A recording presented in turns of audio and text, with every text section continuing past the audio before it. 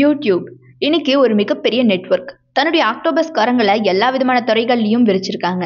இல்லை அப்படின்னு சொல்ல முடியாத அளவுக்கு வீடியோக்கள் இருக்கு. எண்ணிக்கைக்கே அடங்காத அளவுக்கு ஐடிஸ் இருக்கு, சேனல்ஸ் இருக்கு. யூடியூப் அப்படின்னாலே ஒரு தனி அடையாளம் தான். ஆனா யூடியூப் உருவான கதை பத்தி எத்தனை பேர்த்துக்கு தெரியும்? 2004ல ஜேனட் ஜாக்சன் அப்படிங்கிற பாடகி அமெரிக்காவில் நடைபெற்ற ஒரு இசை நிகழ்ச்சியில பங்கேற்று தானும் பாடிக்கிட்டு ஆடிக்கிட்டு இருக்காங்க. வெறித்தனமான ஆட்டம் அது. ஆடை விலகி மானம் போனது கூட தெரியாம ஆடிக்கிட்டு இருந்திருக்காங்க. இதை அந்த கூட்டத்துல இருந்த பலரும் வீடியோ எடுத்து இன்டர்நெட்ல கசிய விடுறாங்க. டிவி அப்படிங்கிறதே ஒரு ஆடம்பர பொருளாக இருந்த அந்த காலத்துல இன்டர்நெட் அப்படிங்கிறது பெரும் பணக்காரர்கள் மட்டுமே பயன்படுத்தும் ஒண்ணா கருதப்பட்டிருக்கு. பலருடைய வீடுகள்லயும் இருந்த ஒரே கருவி பாத்தீங்கன்னா ரேடியோ தான். ரேடியோவில் இந்த தகவல் ஒளிபரப்பானதுதான் தாமதம். அமெரிக்க இளைஞர்கள் என்ன பண்றாங்க, எப்படியாவது இந்த வீடியோவை நம்ம பார்த்துடணும்டா அப்படின்னு ஆர்வமா தேட ஆரம்பிக்கிறாங்க. இப்படி ஆசைப்பட்டவர்களில் ஒருவர் தான் பேபால் நிறுவனத்துல பணிபுரிஞ்சிட்டு இருந்த ஜாவித் கரீம் அப்படிங்கிற நபர். எப்படியாவது அந்த வீடியோவை பார்த்துடணும் அப்படின்னு சொல்லிட்டு தெரு தெருவா அழைஞ்சு ஒரு பெருந்தொகை கொடுத்து இன்டர்நெட் பேக்க வாங்குறாரு. தன்னுடைய ஆர்வத்தை கட்டுப்படுத்த முடியாம டக்குன்னு கூகுளுக்குள்ள போய் அந்த வீடியோவை தேட ஆரம்பிக்கிறாரு கரீம். எவ்வளவு தேடியும் நெட் பேக் தான் தீருதே ஒழிய வீடியோ கிடைச்சபாடுதான் இல்ல. தன்னால் அந்த வீடியோவை பார்க்க முடியலையே அப்படிங்கறத விட இவ்வளவு பணம் கொடுத்து நெட் பேக் போட்டும் கூட ஒரு வீடியோவை கூட தேட முடியலையே நம்மளால அப்படிங்கிற வருத்தம் தான் மேலோங்குது அவருக்கு. கிட்டத்தட்ட 3 நாட்களுக்கு பிறகு ஒரு புதிய ஐடியாவோட படுக்கையை விட்டு எழுறாரு கரீம். ஐடியா அப்படின்னு சொன்னோன்னே இதை மறந்துடக்கூடாது நம்ம அப்படின்னு சொல்லிட்டு என்ன பண்றாரு, ஒரே ஓட்டமா தன்னோட பணிபுரியக்கூடிய நண்பர்களான சேட் கர்லி அப்படிங்கிற ஒரு நபர்கிட்டையும் ஸ்டீவ் சென் அப்படிங்கிற ஒரு நபர்கிட்டையும் இதை பகிர்ந்துக்க ஓடுறாரு. தன்னுடைய ஐடியாவை இவங்க 2 பேருக்கிட்டையும் சொல்றாரு கரீம். கட்டுரையாக சில விஷயங்களை தேட கூகுள் இருக்கு, ஆனா வீடியோவாக தேட தனியாக ஒண்ணுமே இல்லை. நாம கற்ற சில விஷயங்களை வீடியோவாக பார்த்தா இன்னும் சிறப்பா இருக்குமே அப்படின்னு சொல்லிட்டு அவங்க யோசிக்க ஆரம்பிக்கிறாங்க. மொழி உருவாவதற்கு முன்பாகவே ஆதி மனிதன் கற்ற முதல் மொழி தான் காட்சி மொழி. சோ அப்படிப்பட்ட காட்சி மொழியை நாம ஏன் மக்களுக்கு கொடுக்க கூடாது அப்படின்னு யோசிக்க ஆரம்பிக்கிறாங்க. அப்படி உருவானது தான் யூடியூப் அப்படிங்கிற காட்சி மொழி வலைத்தளம். 2004 முதல் 2005 வரை மூவரும் யூடியூபுக்காக கடினமாக உழைக்கிறாங்க. அந்த 3 நண்பர்கள்ல ஒருத்தரான கேர்லி பாத்தீங்கன்னா இந்தியானா பல்கலைக்கழகத்துல நுண்கலை துறையில பட்டம் பெற்றவர். மற்ற 2 பேர் இருக்காங்க இல்லையா, சென் மற்றும் கரீம். இவங்க பாத்தீங்கன்னா இலியானிஸ் பல்கலைக்கழகத்துல கணினி அறிவியல் படிச்சவங்க. ஒரே நேரத்துல பேபால்ல வேலையும் செஞ்சுக்கிட்டு இவங்க 3 பேரும் யூடியூபையும் சிறப்பா உருவாக்கி முடிக்கிறாங்க. 2005ஆம் ஆண்டு பிப்ரவரி மாதம் 15ல டிஜிட்டல் உலகத்துல தன்னுடைய முதல் அடியை எடுத்து வச்சு யூடியூப் அப்படிங்கிற குழந்தை. இப்போ யூடியூப் அப்படிங்கறது ஒரு வீடியோ பிளாட்ஃபார்மா இருந்தாலும் கூட யூடியூப் உருவாகும் போது அப்படி இல்லை. டேட்டிங் அப்படிங்கிறது பாத்தீங்கன்னா பெரும்பாலான வெளிநாடுகள்ல பிரபலமான ஒண்ணு. வெறும் வீடியோவை மட்டுமே போட்டா மக்கள் பார்க்க மாட்டாங்க அப்படின்னு நினைச்ச அந்த 3 பேர் என்ன பண்றாங்க, டேட்டிங் தளத்தோட வீடியோ தளத்தையும் இணைச்சுதான் இந்த யூடியூப் அப்படிங்கறத உருவாக்குறாங்க. கரீம் சாண்டியாகோ நகரில் இருக்கக்கூடிய விலங்கியல் பூங்காவில் யானைகளுக்கு பக்கத்துல வச்சுக்கிட்டு ஒரு வீடியோ எடுத்து மீ அட் தி ஜூ அப்படிங்கிற தலைப்போட அந்த வீடியோவை யூடியூப்ல பதிவிட்டாரு. இதுதான் யூடியூப்ல அப்லோட் ஆன முதல் வீடியோ. வெறும் 19 வினாடிகள் மட்டுமே கொண்ட இந்த வீடியோவை ஆரம்ப காலத்துல அதிக மக்கள் பார்க்கவே இல்லையா. ஏன் அப்படின்னா மக்கள் வீடியோ பார்க்க யூடியூபுக்கு வரல அப்படிங்கிறது தான் உண்மை. நன்றாக கடலை வர்க்கத்தான் மக்கள் அங்க வந்திருக்காங்க. நீங்க நல்லா தெரிஞ்சுக்கோங்க. ஆரம்பத்துல இப்ப நம்ம யூஸ் பண்ணிட்டு இருக்க யூடியூப் டேட்டிங் தளமா இருந்திருக்கு. 2006ஆம் ஆண்டுல பாத்தீங்கன்னா 8 லட்சம் பார்வையாளர்களை பெற்றுச்சான் யூடியூப் தளம். சோ இப்படியே நம்ம கம்பெனியை வச்சிருந்தா நம்ம திவாலாகிடுவோம் அப்படின்னு புரிஞ்சுக்கிட்டாங்களாம் 3 பேரும். யூடியூபை எப்படியாவது மேம்படுத்தணும்னு சொல்லிட்டு பல முயற்சிகள்ல ஈடுபடுறாங்க. தங்களோட பணிபுரிந்த மற்றவர்களையும் சேர்த்து ஒரு டீமா ஃபார்ம் ஆகுறாங்க. புதிய தலைமையகத்தை உருவாக்குறாங்க. குழந்தையாக டிஜிட்டல் உலகில் அடி எடுத்து வைத்து மெல்ல மெல்ல வளர ஆரம்பிக்குது யூடியூப். இந்த நேரத்துல தான் யூடியூப் நிறுவனத்துக்கு நிதி பற்றாக்குறை யமனா வந்து நிக்குது. பணியாளர்களுக்கு கூட சம்பளம் கொடுக்க முடியாத அளவுக்கு யூடியூப் ரொம்ப கீழ் நிலைமைக்கு போகுது. இந்த நேரத்துல தான் சில முன்னணி நிறுவனங்கள் மில்லியன் கணக்கான டாலர்களை யூடியூப்ல முதலீடு செய்ய ஆரம்பிக்கிறாங்க. அப்புறம் என்ன, தேவையான பணமும் கைக்கு வந்துடுச்சு. வேலையும் சூடு பிடிக்க ஆரம்பிச்சிருச்சு. நாளொரு மீனியும் பொழுதொரு வண்ணமுமா வளர ஆரம்பிக்குது யூடியூப். பல மக்கள் தங்களுடைய பெயரிலேயே சேனல்களை உருவாக்கி வீடியோக்களை பதிவிட ஆரம்பிக்கிறாங்க. டேட்டிங்குடன் சேர்த்து வீடியோக்களையும் மக்கள் பார்க்க ஆரம்பிக்கிறாங்க. இந்த நேரத்துல தான் பல கழுகு கண்கள் யூடியூபை நோட்டமிட ஆரம்பிக்குது. பல நிறுவனங்கள் யூடியூபை வாங்க ஆர்வம் காட்டி வராங்க. இதுல முக்கிய நிறுவனம் கூகுள் நிறுவனம். யூடியூப் எதிர்காலத்துல கூகுளுக்கே சவால் விடும் அப்படிங்கறத அன்னைக்கே கணிச்சிடுச்சு கூகுள் நிறுவனம்.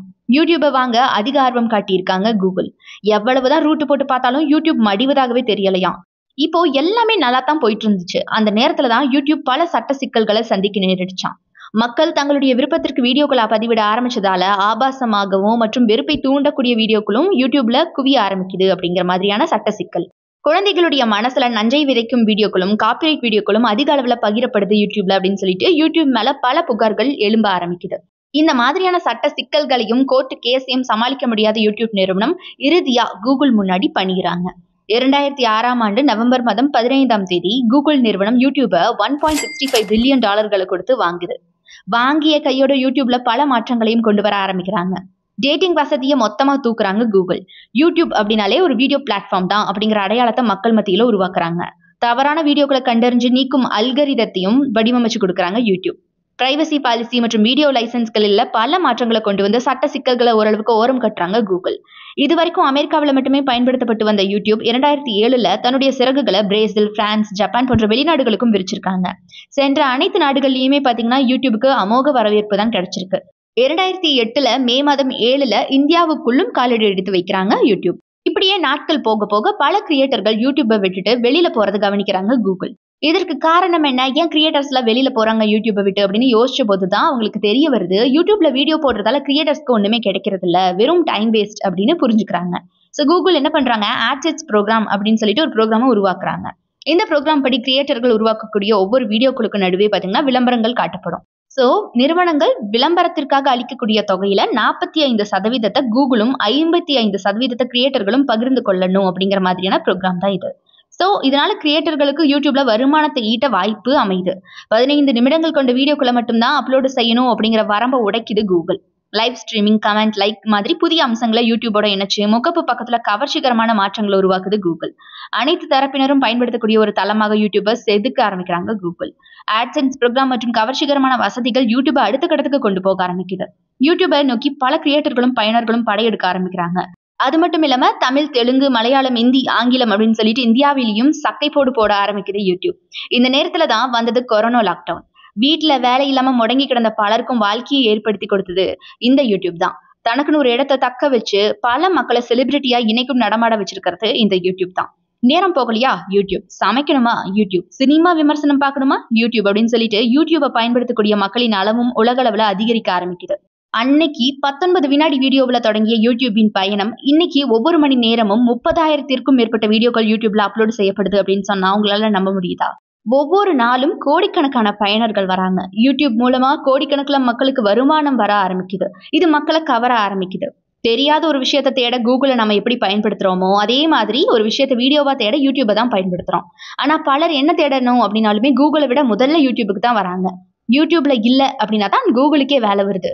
உலகிலேயே 2வது அதிக மக்கள் பயன்படுத்தும் தளமாக யூடியூப் உருவாகி நிக்குது. டிவி பாக்குறத விட மக்கள் அதிகமா யூடியூபை பாக்கறதான் விரும்புறாங்க. இப்போ சினிமா துறைக்கும் யூடியூப் ஒரு உற்ற தோழனாகிடுச்சுங்க. இப்போ ஒரு சாதாரண பாட்டையும் கூட பட்டி தொட்டியெல்லாம் தோணிக்க வைக்கிறது இந்த யூடியூப் தான்.